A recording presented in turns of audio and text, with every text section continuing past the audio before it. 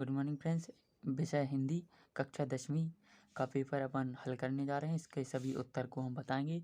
तो पहले चैनल को सब्सक्राइब और बेल आइकन दबा लें, ताकि आपको जब भी वीडियो आपका पेपर होता है तुरंत ही आपको वीडियो मिल जाए, आंसर मिल जाए आपके प्रश्न के, और दोस्तों को शेयर कर दें।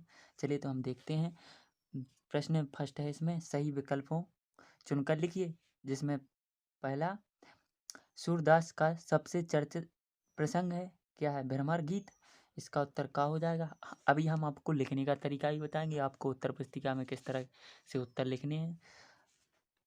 दूसरा है, परंपरा बनाम आधुनिकता पाठ के लेखक हैं, तो इसके सही उत्तर है गा हजारी प्रसाद द्विवेदी।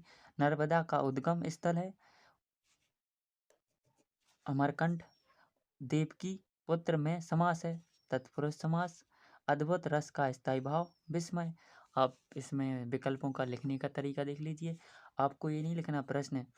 आप कुछ बच्चे क्या करते हैं, प्रश्न ही लिख देते हैं, सही विकल्प चुनकर लिखें। नहीं, आपको सिर्फ लिखना है प्रश्न क्रमांक 1 का उत्तर, और उत्तर डाल के, जैसे एक में है भ्रमर गीत, तो सिर्फ आपको भ्रमर गीत लिखना है। दूसरे में गा में आया है कौन सा, हजारी प्रसाद द्विवेदी, तो वो लिख देना है। तीसरी, नर्मदा का उद्गम अमरकंट से होता है, तो एक गा में है तो आप कहाँ लिख देना, एक गा में, तो गा में लिख देना अमरकंट। फिर चौथा में तत्पुरुष समास, और पांचवा में विस्मय।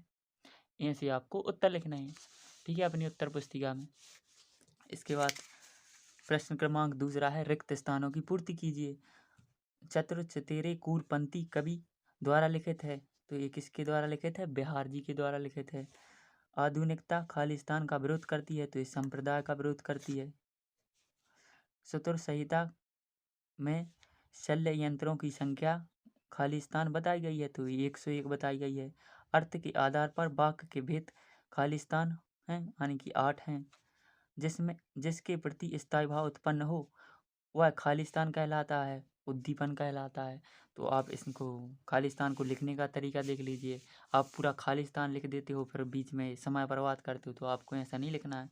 डायरेक्ट लिखना है प्रश्न क्रमांक 2 का उत्तर, और उत्तर डाल के फर्स्ट में जो भी उत्तर लिखना है, बिहारी संप्रदाय 101 और 8 और उद्दीपन, ये आपको उत्तर लिखने हैं। प्रश्न तीसरा बोल रहा है कि निम्नलिखित प्रश्नों के उत्तर एक वाक्य में दीजिए, तो अपन को छोटे छोटे एक वाक्य में उत्तर दे देने, ना कि बड़ा चढ़ा कर। पहला है, साधु से क्या नहीं पूछना चाहिए, तो साधु से उसकी जाति नहीं पूछना चाहिए। ये आप देख सकते हो, उसको लिखना है, ऐसा लिखना है आपको, ना आप बड़ा चढ़ा कर लिख दो लॉन्ग करके, नहीं। साधु से क्या नहीं पूछना चाहिए, उसकी जाति नहीं पूछना चाहिए।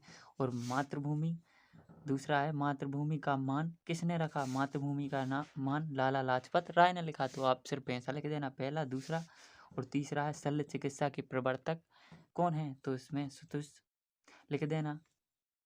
चौथा है, उपासना करने वाला क्या कहलाता है? उपासक कहलाता है। क्या कहलाता है? उपासक। रस के कितने अंग होते हैं, तो रस के 4 अंग होते हैं।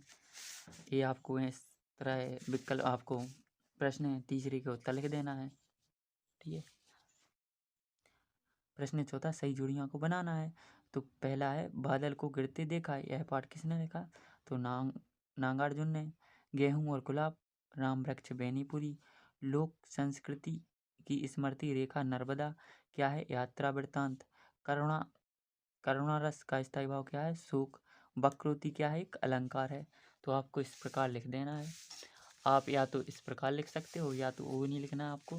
तो प्रश्न क्रमांक चौथा डाला, और आपको पहले दूसरे में मिला खा, तो खा लिख दिया।